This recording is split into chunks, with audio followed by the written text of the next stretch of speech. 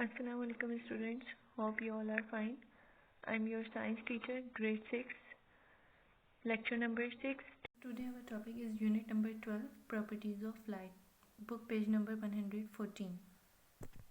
आज हम पढ़ेंगे लाइट के बारे में कि लाइट क्या होता है। तो लाइट ऐसी चीज़ है जिसके ज़रिए हम चीज़ों को देख सकते हैं। ठीक है, अगर आप किसी अंधेरे वाले कमरे में चले जाएं, ऐसे रूम में चले जाएं जहाँ पर लाइट ना हो, तो जाहिर है वहाँ पर आपको कुछ भी नज़र नहीं आएगा क्योंकि वहाँ पर लाइट ही मौजूद नहीं है। लेकिन अगर वहीं पर उसी रूम में लाइट ऑन करें तो आपको हर एक चीज़ वाज़ेह तौर पर नज़र आएगी बिकॉज ऑफ लाइट। इसी तरह आप सुबह रोज़ उठते हैं, मॉर्निंग से लेकर इवनिंग तक आपको हर चीज़ क्लियर नज़र आती है। क्यों? क्योंकि सन जो है उसकी एक लाइट होती है जिसकी वजह से हम सब चीज़ों को क्लियर देख सकते हैं। लेकिन जैसे ही रात होती है तो हमें थोड़ा अंधेरा हो जाता है, क्लियरली तौर पे हमें चीज़ें नज़र नहीं आती, लेकिन फिर भी थोड़ा थोड़ा सा हमें नज़र आ रहा होता है। ठीक है, और रात में इसलिए नज़र आता है क्योंकि जो सितारे होते हैं, जो स्टार्स होते हैं, उनकी भी अपनी एक लाइट होती है जिसकी वजह से थोड़ी बहुत लाइट ज़मीन पर पड़ती है तो हमें चीज़ें, ऑब्जेक्ट्स जो हैं उसमें भी नज़र आती हैं। ठीक है, सन की भी अपनी लाइट होती है, स्टार्स की भी अपनी लाइट होती है।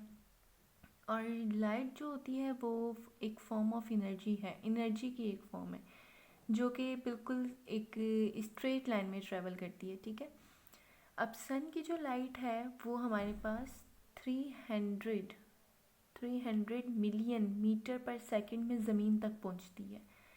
जब इतने मीटर पर सेकंड में वो ज़मीन तक पहुंचती है तो मीन्स कि वो 8 मिनट लेती है ज़मीन तक पहुंचने में।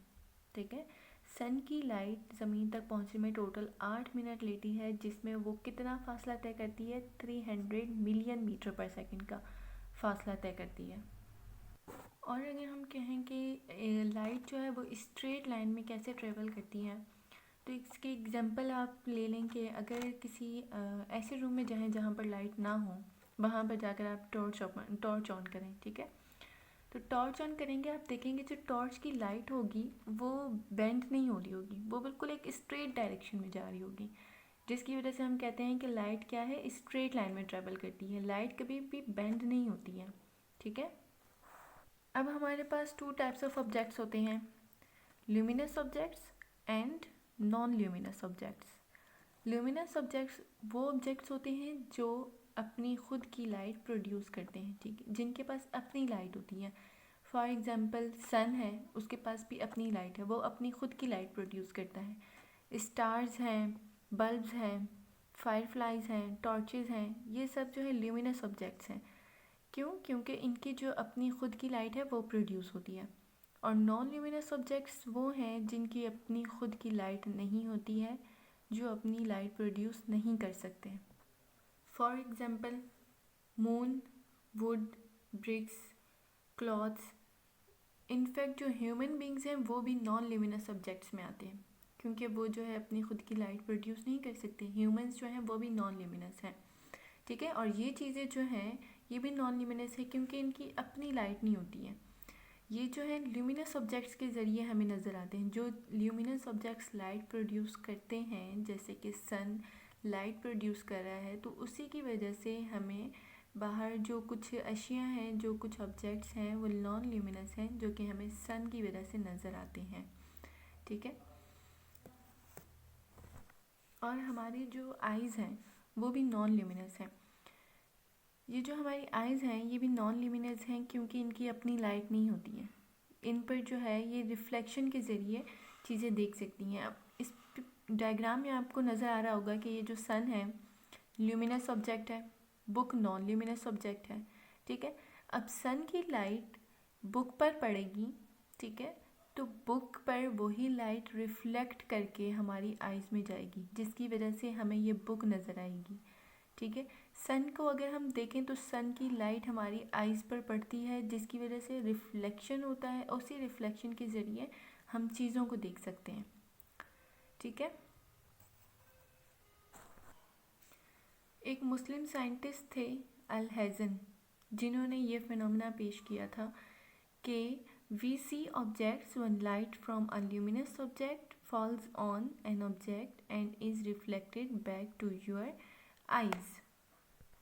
इट्स मीन कि जब भी किसी नॉन ल्यूमिनस ऑब्जेक्ट पर एक ल्यूमिनस ऑब्जेक्ट की लाइट पड़ती है तो वो रिफ्लेक्ट करती है हमारी आइज़ पर, ठीक है। Reflect back to your eyes means कि रिफ्लेक्ट करती है हमारी आइज़ पर, जिसकी वजह से हमें ये ऑब्जेक्ट नज़र आता है, ठीक है।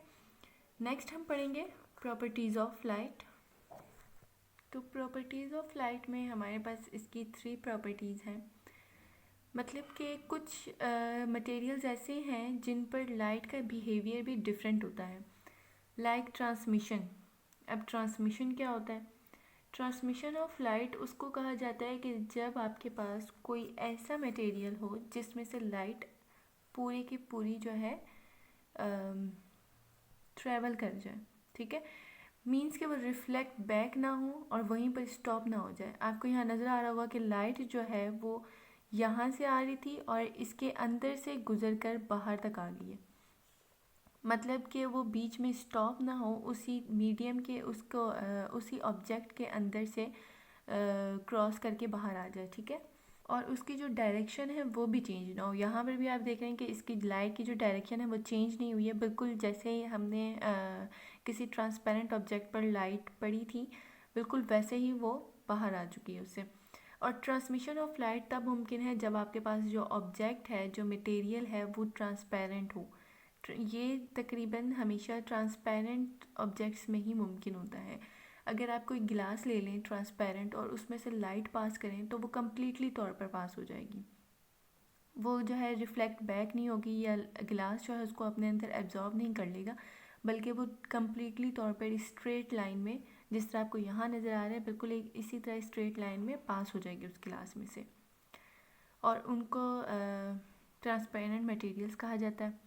इसके बाद हमारा है ट्रांसलूसेंट मटेरियल्स। ट्रांसपेरेंट मटेरियल्स में तो लाइट कम्प्लीटली पास हो जाती है, लेकिन ट्रांसलूसेंट मटेरियल्स ऐसे हैं जिनमें लाइट जो है थोड़ी पास हो जाती है।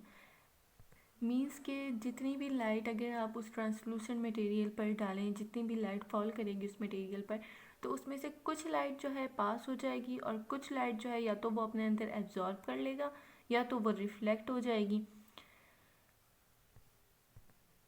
हमारे पास आते हैं ओपाक मटेरियल्स। ओपाक मटेरियल्स में हमारे पास वो ऑब्जेक्ट्स होते हैं जिनमें से लाइट बिल्कुल भी पास नहीं होती है, ठीक है। या तो वो लाइट को अपने अंदर एब्जॉर्ब कर लेंगे या वो रिफ्लेक्ट हो जाएगी। इन ऐसे ऑब्जेक्ट्स को हम कहते हैं ओपाक ऑब्जेक्ट्स, ओपाक मटेरियल्स, ठीक है। इसके बाद हमारे पास है एब्जॉर्प्शन। एब्जॉर्प्शन का मतलब है किसी भी चीज़ को अपने अंदर जज्ब कर लेना। तो कुछ ऑब्जेक्ट्स, कुछ मटेरियल्स हमारे पास ऐसे हैं जो लाइट को अपने अंदर एब्जॉर्ब कर लेते हैं। उनमें से लाइट ना तो ट्रांसमिटेड होती है ना रिफ्लेक्टेड होती है, मींस ना लाइट उनमें से पास हो सकती है और ना ही वो रिफ्लेक्ट बैक हो सकती है। वो कम्प्लीटली तौर पर लाइट को अपने अंदर एब्जॉर्ब कर लेते हैं, और जब वो लाइट अपने अंदर एब्जॉर्ब करते हैं तो वो लाइट उनके अंदर एक एनर्जी सी, मतलब एक हीट प्रोड्यूस करती है। अगर हम इसकी एग्जांपल लें तो सन में अगर आप बाहर धूप में कभी ब्लैक कलर पहन कर जाएँ या कभी आपने ब्लैक कलर की कार वगैरह देखी हुई हो, तो ब्लैक कलर जो है वो सन की लाइट को अपने अंदर एब्जॉर्ब करता है, ठीक है, जिसकी वजह से उसके अंदर एक हीट सी पैदा होती है। अगर बाहर सन की लाइट में कोई ब्लैक गाड़ी खड़ी हुई हो तो आप देखेंगे कि वो जो है, अगर आप उसको हाथ लगाएं तो आप देखेंगे कि वो गर्म हो रही है।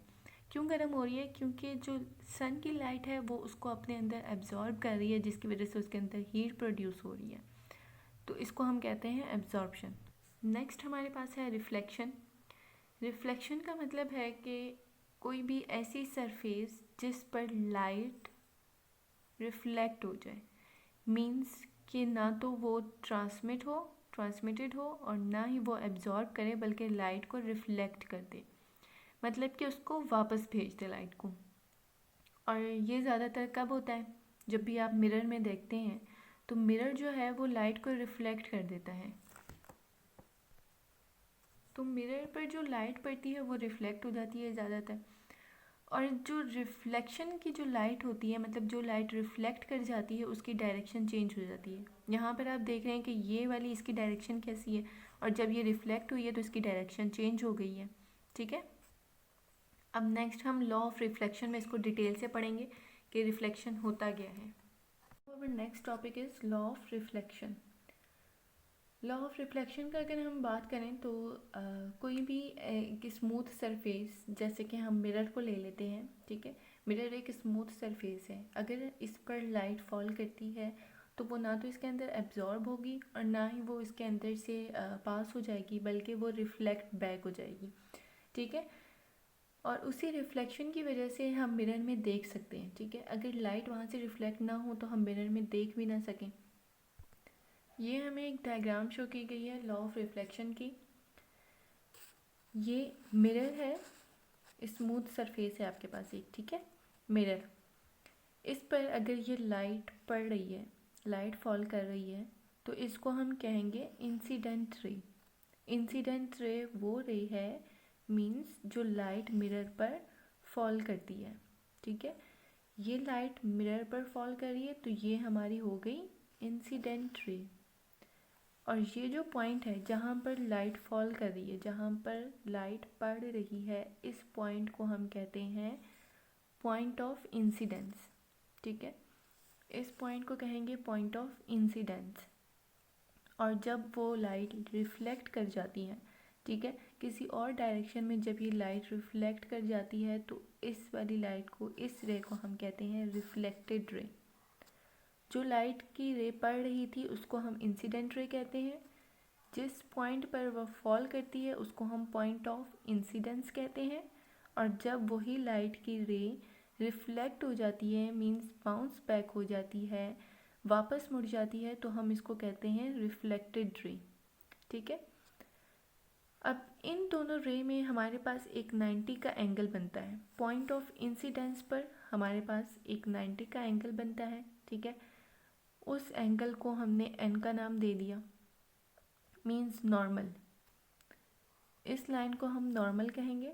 ठीक है, और इसके और रिफ्लेक्टेड रे के बीच में जो एंगल बनेगा उसको हम कहेंगे एंगल ऑफ रिफ्लेक्शन।